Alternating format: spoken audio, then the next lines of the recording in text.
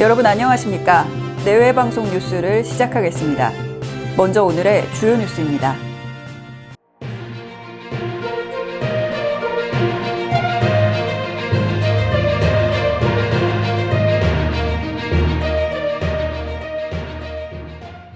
충북 음성에서 고병원성 조류인플루엔자가 발생했습니다.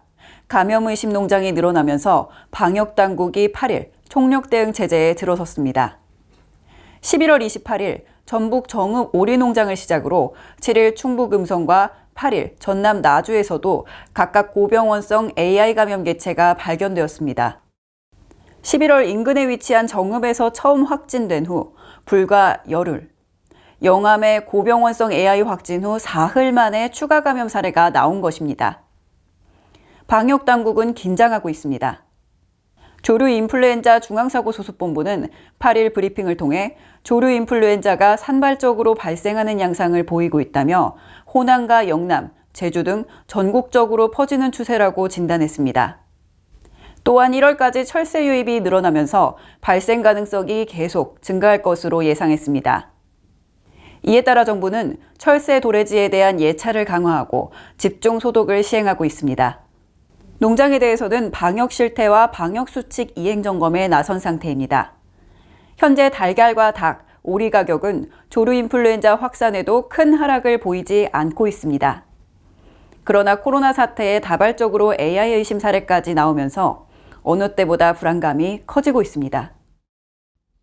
국회 환경노동위원회는 8일 특수형태 근로종사자를 고용보험 대상에 포함하는 특고 3법을 통과시켰습니다.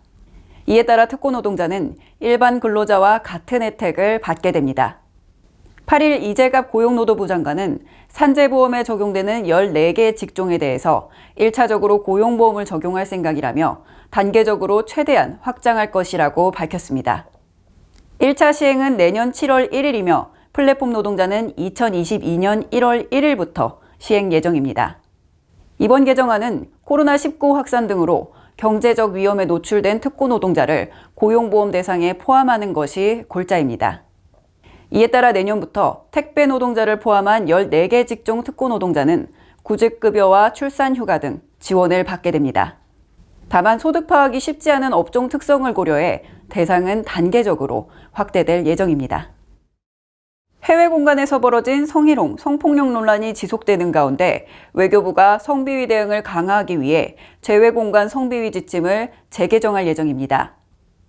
앞으로는 성비위 적발 외교관에 대한 제재가 더욱 강화됩니다.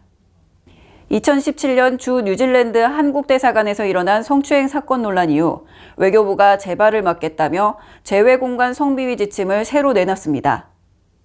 외교부 역사상 처음 있는 일입니다.